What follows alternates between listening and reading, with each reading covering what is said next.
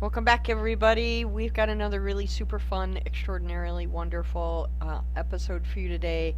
Carli Valentine, who is quickly becoming a long term friend of this program. She's coming back today to read the second of her books, Bad Habit Rabbit. I'm so glad you're back. Thank you so much for having me. It's a pleasure. It's so much fun to read your stories. They're wonderful. So glad you're here. Carli Valentine is a children's book author and illustrator who has always been passionate about writing and storytelling.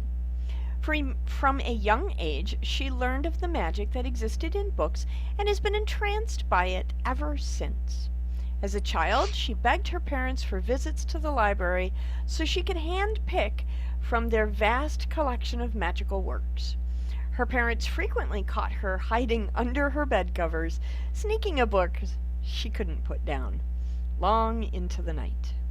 It must have been the warm, soft glow of the reading light that gave her away.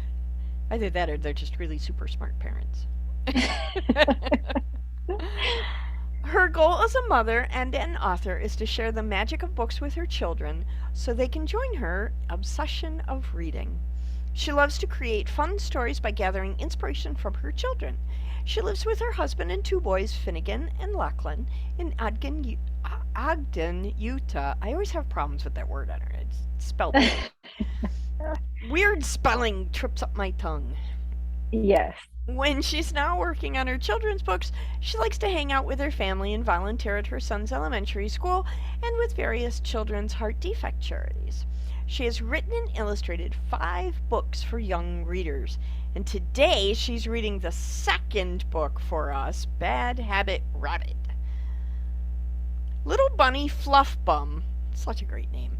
Little Bunny Fluffbum dreams of becoming an official Easter bunny. But there's a problem. He has a bad habit of nibbling on children's Easter egg chocolates. Can he learn to overcome this habit so he can graduate from the official Easter Bunny Academy and fulfill his dream? This story teaches kids not to give up on their dreams, even when they run into hurdles. It empowers kids to find solutions to their problems so that they can feel proud and work towards fulfilling their dreams. Wonderful messages, all. So much fun. I can't wait for this. This is going to be good. Okay, so see, I just get lost in the excitement of storytelling. Can have you noticed this about me? It's just a little Yes, that's why it's so fun meeting with you. I love it. that's a weird little thing. So, when you are ready, please take the microphone and read aloud. Okay. So this is my story, Bad Habit Rabbit.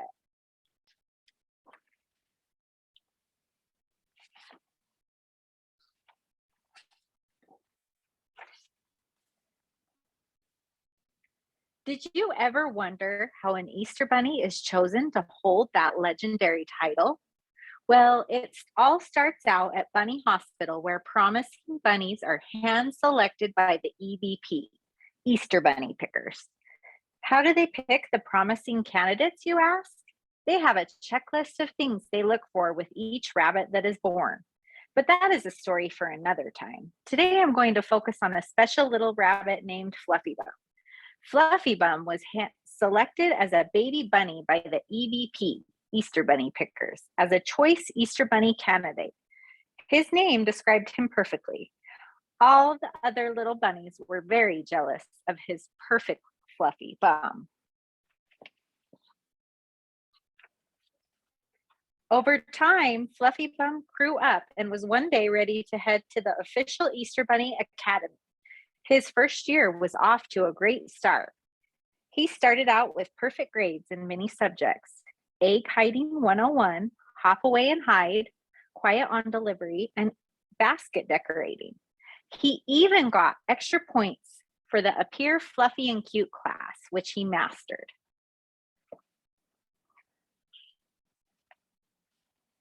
These are a picture of the different classes he was in. However, there was one little problem. It all started one regretful evening when Fluffy Bum got a taste for the chocolate he was putting in the different eggs. Milk chocolate, white chocolate cream, even some rare eggs with the delightful gooey candy yolks in the center. So delicious. He just couldn't get enough of it. He was continuously caught putting candies in Easter eggs that had little fluffy bum bites taken out of them. According to the EVP, this wasn't just a little problem. It was actually a very serious problem. Fluffy Bum wouldn't be able to advance to the final grade in the official Easter Bunny Academy until he had gotten rid of this terrible habit. The other bunnies took notice that he was struggling with this habit and started to poke fun at him. Very mean of them, I know, but they were still jealous of his perfectly fluffy bum. Some of them would point and laugh and tease him. This really hurt Fluffy Bum's feelings. He needed to find a solution to end his terrible habit once and for all. He decided he needed to visit his great-great-grand bunny, Floppy Ears 6, to get some advice. Floppy Ears 6 was the oldest and wisest bunny in town and also happened to be the most famous Easter bunny the Academy has ever had. So off he hopped in hopes of solving his bunny woes.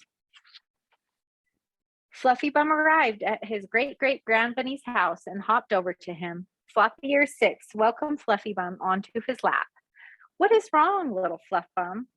Tears started to well up in Fluffy Bum's eyes. "I have a terrible habit and I'm not sure what to do. I can't stop tasting the chocolates before I put them into the children's Easter eggs. I won't ever be able to become an official Easter bunny like you unless I can defeat this terrible habit of mine." "Well, Fluffy Bum, this is a problem for sure, but I will help you overcome this issue. I am glad you recognized you had a problem and came to me to ask for help. You see, no bunny is automatically just good at everything. We all have different things we struggle with, Fluff Bum. Sounds like your biggest struggle is temptation. When I was a little bunny, I had a very hard time passing my hop away and hide class. You see, my most favorite trait, my perfectly floppy ears, had created a perfectly annoying problem. Whenever I would try to quietly leave, my floppy ears would get caught up and stuck somewhere. I tripped over them a time or two and tumbled more times than I could count." "Really? Great-great-grand bunny?" Fluffy Bum asked. "I had no idea that you struggled with anything. You were the best Easter bunny our town had ever seen." "Of course I did, little Fluffy Bum. Nobody is perfect. Everybody has something they struggle with. The important thing is that I found a solution to my problem."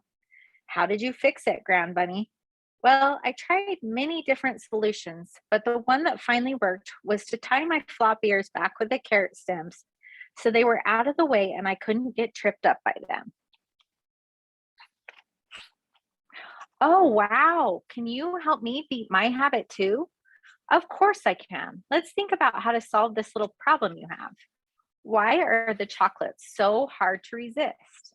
"The chocolates smell so wonderful. I catch a whiff of them blowing in the breeze, and my nose starts sniffing, and my whiskers start twitching, and it's all downhill from there." "I see. That is quite the challenge. To solve my problem, I tied my ears back with carrot stems. Can you think of something similar you could do to keep yourself from smelling the yummy chocolate?" Fluffy Bum pondered. "I've got it. What if I plug my nose?" "That is a great idea," Floppy Ears replied. "I think I know just the place to get a nose plugger, too." So off they hopped to a house that was close by with a clothesline drying fresh laundry in the breeze. Nearby, in the fresh grass, sat a little basket full of extra clothespins. Fluffy Bum hopped over in delight and plugged his nose with one of the clothespins to test it out. "This will work perfectly," he said. "Wait," said his grand bunny. "You have figured out one step in fighting your habit, but I have another piece of advice for you. When you struggle with temptation and want something really bad, it helps to replace the bad habit with a good one. Why do you want to be an official Easter bunny? Think hard about this," Floppy Ears said. "I want to be an Easter bunny so I can bring a smile to all the kids' faces," Fluffy Bum replied. "That's great. It's a wonderful feeling to make others happy, and that's what I love too. So how can we replace your bad habit with a good one?" They both thought for a bit. I know, Grand Bunny. Instead of having to bite a chocolate, I can focus on putting a little extra toy inside their egg, like a sticker or a fun toy. That's it. You have discovered another step to help beat your habit. I think there is just one more step to come up with to help you combat your problem and set yourself up for Easter Bunny success. What else do I need to do? It would be a good idea to fill your tummy up with something delicious before you deliver the Easter eggs. Can you think of another food you really like that would help you to be full ahead of time so you aren't as tempted by the chocolate? Grand Bunny asked. I know, I love carrots, said Fluffy Bum. Yes, that is perfect. So before filling the eggs and delivering them, come to my garden and gobble up as many carrots as you can so your belly is full and you won't be so tempted. Okay, I can do that for sure, Fluffy Bum replied, licking his little bunny lips as he thought about the yummy carrots. Okay, you are all set now. You have figured out a plan. I know you can do this.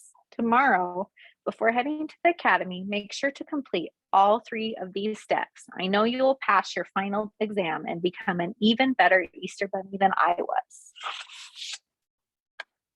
Thank you so much for your help, said Fluffy Bum while hugging his great-great-grand bunny.